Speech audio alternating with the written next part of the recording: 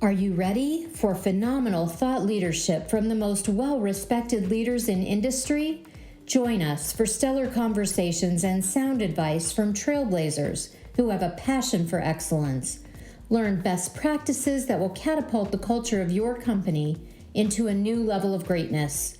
Welcome to Great Companies, Great Leaders. Your host is Christine Gannon. Hi, everybody. So glad you joined us today and super excited to have one of my heroes, Dr. Teresa Ramsey, with us today. She is an expert naturopathic physician, and she's bringing more than 3 decades of experience in functional medicine and integrative care to her practice called Revitalize Functional Medicine. It's in Paradise Valley, but she serves women from all over the state, all over the country, and probably outside of the country, I imagine. So welcome this morning. Well, thank you so much, Christine. It's an honor to be here with you. So a little bit about Dr. Ramsey. She began her professional pursuits as a registered nurse. And after 10 years in this capacity, she decided she wanted to assist her patients further and earned her Naturopathic Doctor of Medicine. She's an expert in lifestyle enhancement and improved quality of life, and I can attest to that 1,000,000%. Currently, her practice focuses on preventative aging with bioidentical hormone replacement therapy. She loves getting to know her patients. They truly become part of her practice, but also part of who she is. She truly cares for them. She takes time to listen to their individual concerns, health histories, medical needs, and then sets up treatment goals. So she develops a custom care plan. There isn't anything cookie cutter about her practice. And the custom plan really promotes wellness and encourages healthy living. And her attention to detail and patient care hasn't gone unnoticed. She's been named top doc by Phoenix Magazine for multiple years in a row. And when she isn't working with patients, she loves training up and coming medical professionals. Throughout the year, she also provides educational workshops on the history of bioidentical hormone therapy, and she invites physicians to train alongside her. She's also a very successful writer and author of Healing 101, a guide to creating the foundation for complete wellness. Dr. Ramsey welcomes any man or woman seeking improved vitality and a healthier, happier life to her practice, Revitalize Functional Medicine, today. So welcome again. And today we're talking about prioritizing well-being in the workplace. And we're going to talk about how leaders and organizations can do that and how they can advocate for their own mental health. And so I thought we'd start with a little bit about your background. How did you arrive at your thriving practice and the whole transition? Right, at this destination. Well, Christine, I really enjoyed being a nurse. I loved everything about it. I didn't even know that this existed. And it was one of those out of the blue moments. I wasn't looking for it. It found me. And I couldn't be happier about it because I thought I was set in my career for life as a nurse. And I'll share the details with how it happened exactly quickly. So I was working in ICU at the time. So it was heart surgery, ICU. Those are my specialties. And in ICU, patients are always asleep. They're on the ventilator. As soon as you take it out, you transfer them to tele. Well, this one in particular day, they were backed up in tele. So we had an awake patient for longer than normal. She was an old elderly female by herself, a small little woman, and a little scared. So I was sitting on her bed, going over her discharge paperwork. And as I was doing that, the head nurse walked past me and she invited me into her office to talk. And my thought was, I'm getting in trouble for sitting on a bed because I don't typically sit on a patient's bed, but I wanted to be close enough to her so she could understand me. And what she said to me when she closed the door behind us was, "Are you doing what you love?" And I said, "I am. I love it." And she said, "You love people so much and your patients are always asleep." And when I saw how tender you were with her, I just want to make sure that your heart is being fulfilled as a nurse. What head nurse says that? Wow. Right? Nobody, right? So she made me think. And I immediately started searching because I was working 312, so that was considered full time. So I had 4 days off and started searching other careers that could complement what I did, like nutrition or even massage. I was thinking, how can I, be with people in the awake state, right? Right. And I called Southwest College of Naturopathic Medicine thinking they offered, who knew? I didn't know what they offered. And the woman, Debbie Smolinski, who answered the phone, wonderful doctor herself, she, she answered the phone and was saying, no, we just have a physician program. That's all we offer. And I said, well, I'm not interested. Thank you very much. And she went on and on to explain what it was. And I'm like, okay, just send me a package. I didn't want to talk anymore. I wasn't going to open it. My husband at the time did. He said, Teresa, you would love this. This is right up your alley. Because I was all about health, yoga, nutrition, and all of that. And this took it even further. Functional medicine is about helping the body be its best self. And so I went on my interview. It was an all-day interview. I thought I blew it. And I didn't. They called me the next day and said, do you want to be part of our first graduating class? Wow. So I joined, and it was very difficult because my mindset was, suppress, cut out. And here they're saying, no, support and assist. And the body has amazing capabilities. And it was like two entirely different paradigms. So I was doing PRN nursing, and I had to stop because I couldn't keep having my head bobble back and forth between the two paradigms. Right. And then I went full-time to school, finished. And it wasn't really until clinicals where I saw the magic of the medicine. When you're in school, you're just studying, learning, testing, all that. In clinicals, you got to see where the magic happened. And I was hooked from that moment on. Wow. That is an amazing journey, honestly. And it really helps me to understand your transition and why you're so invested in your patients. You really spend the time to understand who they are as people and really allow the body to heal itself with some assistance, right, along the way. And I love what you said about the magic of medicine, and the magic happens with the body, because really that's what you're working with. So I'm going to transition a little bit to talk about the mind, because we know a lot happens in the mind, and in business, it's often really taboo to talk about mental health and anything related to mental health issues. And so it's often perceived as a sign of weakness, when in reality, it's our body telling us something. So what are the risks, do you think, of keeping mental health in the closet? Oh, tremendous risk. But I think the problem is the word, right? I think the word mental health sounds yucky, right? That word itself. If we call it like joy health or something else, I don't think it would be as taboo. Right. We all struggle with different things. None of us are perfect, right?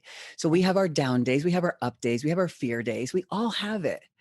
And honoring that in ourselves first allows others to honor that in them. So in the workplace, my workplace specifically is a small family. We all care about each other very much. If we were not honest with each other, we wouldn't be a cohesive team. Right. So I think the word itself is distracting. I think it takes away from really what it is. We need a new word. I agree. I'm going to call it joy health. I like that. I like that. Talk to me a little bit about, because I know you see a lot of very high-powered individuals in stressful work and careers. How do you think these type of issues show up in the workplace? How do we see it show up? Right. When we are not our authentic self, anything can happen that's not in our highest, in our best. We don't show up as our best self if we're not authentic. I know that for myself as well. And in the workplace, it creates friction, because if we're not authentic with ourselves, guess what? We're not authentic with anybody. Right. Yeah. And I think it's important, like if I have a patient who's suffering and I think they're all alone with their anxiety, whatever it might be, I can relate to them. And all of a sudden they relax because they realize they're not alone. I think that's a big part of it. None of us are alone. Right. None of us are. And when we think that, we isolate. Yes. Can you imagine if people were able to talk about this in the work environment, just to say, walking into this big meeting and I have a ton of anxiety. Will you just like stand with me for a minute in this space and just be with me, right? Just to be able to be that transparent. Just hold the space. That's all. That's so important. The pause. Yes. Yes. To me, it's all about perception, right? Because we all have stress. And it's our perception that dictates our outcomes with stress. We can perceive it as a huge mountain laying on top of us, or we can perceive it as something that's going away in 5 seconds. It's our perception that dictates our outcomes. Very true. But Very, if we don't sit with that long enough, we don't even know what our perception is. And then we just roll with it, roll with the stress instead of pausing long enough to say, wait a minute, I can make a different choice here. so And the choice might be just to sit. right, Mhm. right. Absolutely. Absolutely. Mhm. How would you recommend we support each other best with these types of things? Whether we're in a large corporation, a small family practice, how can we support each other? I find the easiest way is for us to be open and honest about our own weaknesses when it comes up. And that makes us feel safe if it's received well. If it's not received well, of course, we don't feel safe. But Mhm. without safety, again, we're not authentic. Right. So supporting each other by being very honest with who we are I like first. that. Mhm. And We then inter- holding space. Absolutely. We interviewed Naomi Kramer, who's the Yeah. chief human resources officer at Banner Health, and she talked about living with a child that had special needs, and she didn't tell anyone. And she was having all Mm. these stressful issues. And once she shared that, to your point, being her authentic self, um, she had a support system around her show up in the workplace, but not being her authentic self. And she shares this on the podcast. I'm not sharing anything confidential. Um, that authentic self showing up allowed other people to stand in that space with her. Absolutely. But Absolutely. There's so yeah, many parents that have handicapped children in any way, and it becomes a secret. yes, They want to protect their child from judgment or whatever it might be. And that's really hard and complex. And it comes simply down to love and acceptance. And that's where all of the healing begins. absolutely. So there's a connection between I'm using your word joy health, joy brain health, and Yeah. and hormones. What is that connection? Oh my goodness. Christine, the research on estrogen and brain health is wide and long. There is not a study that doesn't confirm estrogen deficiency and dementia, depression, anxiety, insomnia. I can go on and on and on, but the research is extremely clear. There's so many receptors in our brain for estrogen, and when those receptors aren't stimulated, we default to our weak spots. Wow. Another one, progesterone, is a calming hormone. And I can describe it like if I take it too early and I don't go to bed, I start slurring my words. That's because progesterone induces relaxation, deep relaxation. We're supposed to take it before bed. And so many women, because I can't give progesterone to men, don't sleep. They love progesterone. So the brain is so dependent on hormone health, including thyroid. Yeah. Oh my goodness. So there's all a connection. There's a Very complete much so. connection. Strong, very strong. So many women will say to me, more so than my male patients, when will I get my memory back? I treat a lot of lawyers, doctors, nurses, and I say a month. And that's typically about the time frame they start to feel confident in their memory skills. So if I'm an executive, I'm listening to this podcast, or I'm just not an executive, I'm just in the workplace and I'm struggling with anxiety, depression, stress, memory issues. It doesn't really matter. And know that I'm too young to be having that. I'm not in my 90s or 100s, which I know we don't even have to have that at that age, Right. but they could come and have their hormones checked to see if there's some opportunities with that to help Absolutely. support that.